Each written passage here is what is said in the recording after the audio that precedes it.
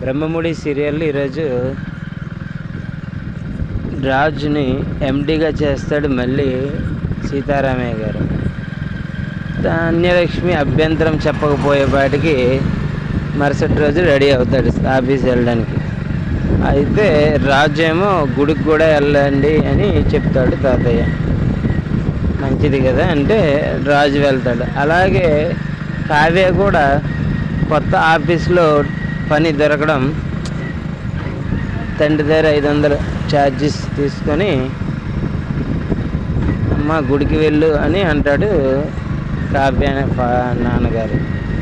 అయితే ఇద్దరు అనుకోకుండా ఒకే గుడికి వెళ్తారు. ఒకే గంటను ముట్టుకొని అప్పుడు జనాల మధ్యలో చూసుకుంటారు. అయితే ఎవరో వేసిన తొక్కని రాజ్ తొక్కి జారి పడిపోతాడు.